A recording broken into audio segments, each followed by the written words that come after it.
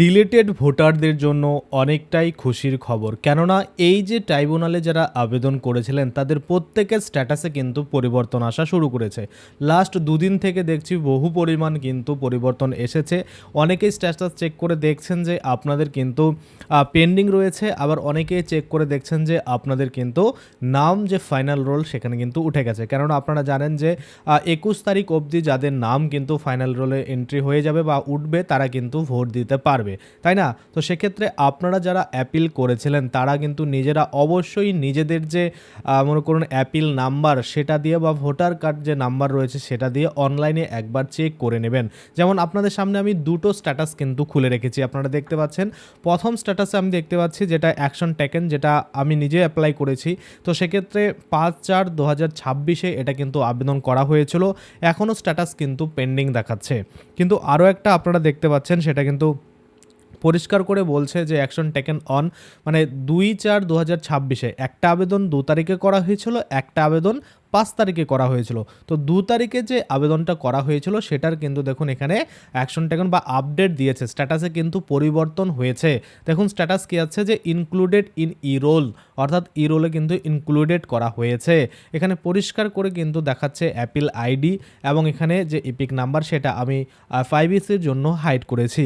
তো আপনারাও কিন্তু নিজেরা নিজেদের যে স্ট্যাটাস সেটা কিন্তু দেখবেন। সেক্ষেত্রে অনেকের ক্ষেত্রে এরকম স্ট্যাটাস পেন্ডিং থাকবে, যেটা আমি আপনাদের প্রথমে দেখালাম, এবং তারপরে কিন্তু আমরা দ্বিতীয় যে স্ট্যাটাস সেটা আমরা দেখতে পাচ্ছি, যেটা কিন্তু আপডেট দিয়েছে লাস্ট 13 তারিখে এই ব্যক্তির কিন্তু দিয়েছে। এবার এই 13 তারিখের পরে অনেকের কিন্তু আসছে, কারো 15 তারিখে, কারো 16 তারিখে, এইভাবে কিন্তু আপডেটগুলো এসেছে। তাই অনেকেই মেসেজ পাচ্ছেন, অনেকেই মেসেজ পাচ্ছেন না, ম্যাক্সিমাম মানুষ কিন্তু মেসেজ পাচ্ছেন না।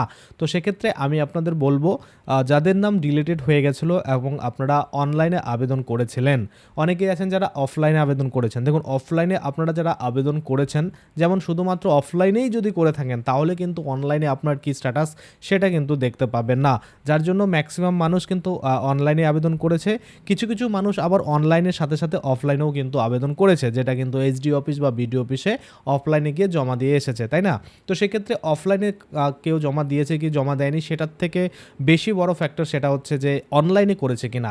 কারণ অনলাইনে যদি না করে থাকে তাহলে কিন্তু সেই যে ডেটা অনলাইনে দিতে দেরি হবে এবং আপনাদের কিন্তু নাম ই রোলে বা এই যে ফাইনাল লিস্ট সেখানে আসতে কিন্তু লেট হবে। তো আমি আপনাদের কিছুদিন থেকে ভিডিও ঠিকঠাকভাবে দিতে পারছি না, যার জন্য কিন্তু আমি আপনাদের জন্য এই ছোট্ট করে একটা ভিডিও বানালাম, যেখানে পরিষ্কার করে আপনারা দেখতে পাবেন। আপনাদের যে বিএলও অফিসার রয়েছে তারাও কিন্তু আপনাদের বলবে যে হ্যাঁ, যারা অ্যাপিল করেছিলেন তাদের কিন্তু অ্যাপ্রুভাল বা তাদের কিন্তু যে স্ট্যাটাস সেটা কিন্তু পরিবর্তন করা শুরু হয়েছে। যদি আপনি যথার্থ যোগ্য হয়ে থাকেন তাহলে কিন্তু অবশ্যই আপনার নাম ই রোলে এন্ট্রি হচ্ছে বা ইনক্লুড হচ্ছে, আর যদি না হয় সেক্ষেত্রে তো নাই, বা আপনাদের স্ট্যাটাসে কিন্তু সেটা পরিষ্কার করে বলেই দিচ্ছে যে আপনার কি ডিলিটেড হচ্ছে কি না ই রোলে কিন্তু অ্যাড হচ্ছে, তাই না? তো সেক্ষেত্রে অনেকেই বলবেন যে দাদা এই যে এপিক নাম্বারটা রয়েছে সেটা দিয়ে কি লগ ইন করে দেখতে হবে? দেখুন আপনারা যার কাছে আবেদন করেছিলেন সেখানে গিয়েই চেক করে নিন, কারণ আপনারা নিজেরা যদি না পারেন সেক্ষেত্রে অনেকেই আছে যে প্রত্যেকের আলাদা আলাদা অ্যাকাউন্ট বা মোবাইল নাম্বার দিয়ে লগ ইন করে তারপরে আবেদনটা করেছিল।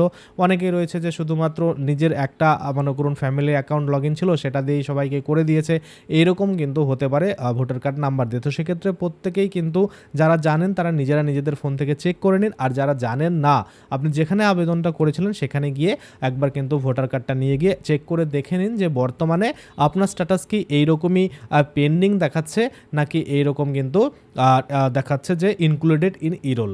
তাহলেই কিন্তু আপনি বুঝতে পারবেন যে হ্যাঁ, আপনি যে আবেদন করেছেন সেটা কিন্তু কত পর্যায়ে রয়েছে বা আপনার যে কাজ সেটা কিন্তু হচ্ছে কিনা। আমি দেখলাম এই যে 5 তারিখে আবেদন করেছি সেটা এখনও পেন্ডিং, আর এটা আমি দেখলাম 2 তারিখে আবেদন হয়েছিল সেটা কিন্তু এখানে দেখতে পাচ্ছেন ইনক্লুডেড ইন ই রোল, এইরকম কিন্তু আপডেট আসছে।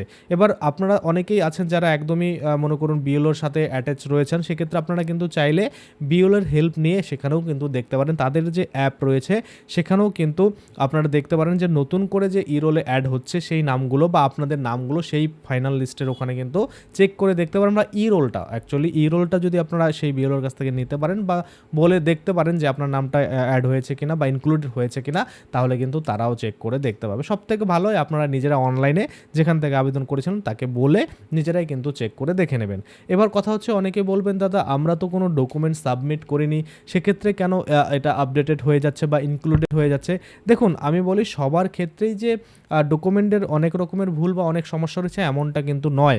অনেক বৈধ ব্যক্তির নাম কিন্তু বাতিল হয়েছে, তাই না? আমরা দেখেছি অনেক বৈধ ব্যক্তি, যেমন বাবার নাম রয়েছে কিন্তু ছেলের নাম নেই। তো সেক্ষেত্রে টেকনিক্যাল ভুল বা আমরা বলতে পারি যে নামের যে বানানের ভুল বা আরও যে অন্যান্য মানে লজিক্যাল ডিসক্রিপেন্সি যেটা বলা হচ্ছে সেটার কারণে বাদ পড়েছিল, তাদের নামগুলো কিন্তু ডকুমেন্ট ছাড়া বা ডকুমেন্ট ভেরিফিকেশন ছাড়াই কিন্তু হয়তো ইনক্লুড করে দিচ্ছে।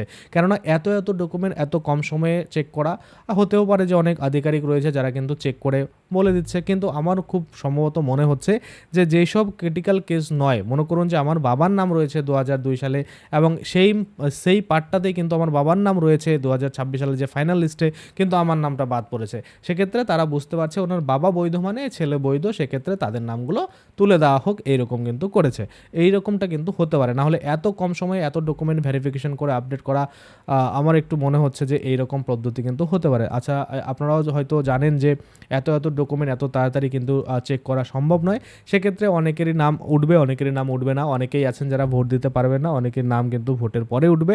সে নিয়ে কোনো চিন্তিত আপনারা হবেন না, কোনো টেনশন নেবেন না। কেননা আপনার যদি বৈধ সব কিছু থাকে সেক্ষেত্রে এখন নামটা কিছু দিনের জন্য আপনার ভোটার লিস্টে নামটা না থাকলেও পরবর্তীতে আপনার নামটা কিন্তু অবশ্যই উঠে যাবে। তো আপাতত আপনাদের কী কাজ, শুধুমাত্র এপিক নাম্বার দিয়ে চেক করা যে আপনার যে আবেদন বা অ্যাপিল, সেই অ্যাপিলটা কতদূর পৌঁছালো, যে আপনার আপডেট কী দিল, স্ট্যাটাসে পরিবর্তন হলো কি না। আশা করি আপনারা বুঝতে পারছেন। তো আজকের জন্য ভিডিওটা এখানেই শেষ করব। যদি ভিডিওটা ইউটিউব থেকে দেখেন তাহলে অবশ্যই চ্যানেলটাকে সাবস্ক্রাইব করে বেল আইকনটাকে এনেবল করে রাখবেন। তাতে করে কী হবে, যখনই আমি এই ধরনের কোনো ভিডিও বানাবো সেটার নোটিফিকেশন আপনার কাছে পৌঁছে যাবে। আর যদি আপনি ফেসবুক থেকে ভিডিওটা দেখে থাকেন তাহলে অবশ্যই পেজটাকে ফলো করে নেবেন। তো চলুন ভিডিওটা আজকের জন্য এখানেই শেষ করছি। ধন্যবাদ।